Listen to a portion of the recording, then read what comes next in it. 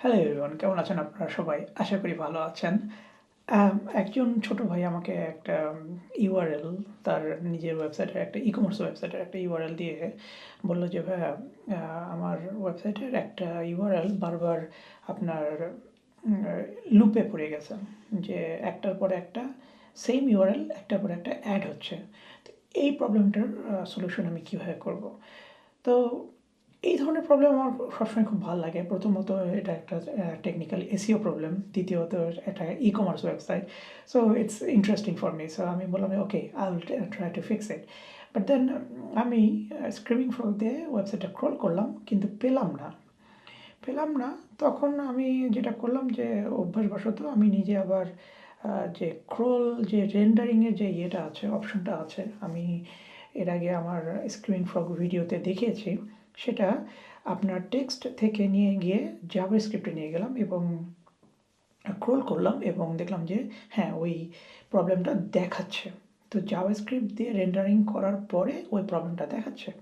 তখন আমি মানে তাকে জিজ্ঞেস করলাম যে, "এটা তো স্ক্রিমিং ফ্রগে দেখাচ্ছিল না, তুমি কীভাবে পাইলা?" তো সে আমাকে বলল যে, "ভাই, আমি জাভাস্ক্রিপ্ট রেন্ডারিং করে এটা পেয়েছি।" আমি তখন একটু অবাক হইলাম এবং আমার কাছে নিজের কাছেও খুব ভাল লাগলো যে জানি না সে নিজে থেকেই এটা শিখেছে কিংবা আমার ভিডিও দেখে শিখেছে যে আপনার ওয়েবসাইট যখন ক্রল করবেন, you don't have to always scroll as a text-based scroll. Sometimes you should do JavaScript কি বলে rendering as well. এর ফলে যেটা হবে যে খালি চোখে অনেক সমস্যা কিংবা HTML এর মধ্যে দিয়ে ক্রল করলে অনেক সমস্যা চোখে পড়ে না। কিন্তু যখন আপনি জাভাস্ক্রিপ্ট দিয়ে রেন্ডারিং করবেন, তখন কিন্তু অনেক জিনিস, নতুন জিনিস চোখে পড়বে, যেটা যেভাবে বললাম যে সাধারণভাবে চোখে পড়ে না।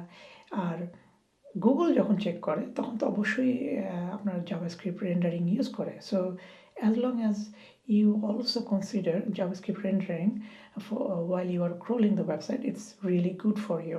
It's a good practice. But সবসময় জাভাস্ক্রিপ্ট রেন্ডারিং করতে যাবেন না, কয়েকটা কারণে। একটা হচ্ছে আপনার কম্পিউটার যদি স্লো হয়, আপনার কিন্তু স্ক্রিমিং ফ্রগ কিন্তু ক্র্যাশ করবে, right? So be careful about that. Also আপনার যে সময় অনেক বেশি লাগবে, জাভাস্ক্রিপ্ট রেন্ডারিং করতে সময় বেশি লাগে। যদি আপনার ওয়েবসাইট বড় হয় তাহলে তো কথাই নেই, মানে সারাদিনই শেষ হবে কিনা সন্দেহ। আর ৩ নম্বর হচ্ছে যে এটা আপনার আবার সার্ভারের উপরে প্রেশার পড়তে পারে। সো অনেকগুলো কারণে আপনার যখন কি বলে টেকনিক্যাল অডিট করবেন কিংবা মাসে ১ বা ২ বার যখন বড় ধরনের কোনো চেঞ্জ আসবে ওয়েবসাইটে, তখন জাভাস্ক্রিপ্ট রেন্ডারিং ইউজ করে আপনি ক্রল করার চেষ্টা করবেন। দেখবেন যে অনেক অজানা সমস্যা হয়তো চোখে পড়তে পারে, রাইট? তো এনিওয়ে, সেই ছোটো ভাইয়ের প্রবলেমটা আমি সলভ করে দিতে পেরেছি এবং সে প্রমিস করেছে যে সে এই বিষয়ে একটা ছোটো পোস্ট দেবে, যেটা আমি ভবিষ্যতে আমার পেজে পাবলিশ করার চেষ্টা করব।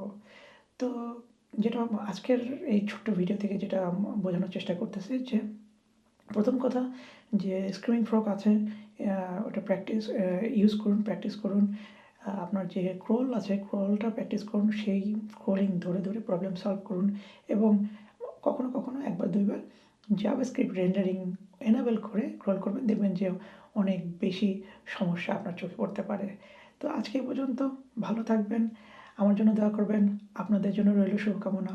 আল্লাহ হাফেজ।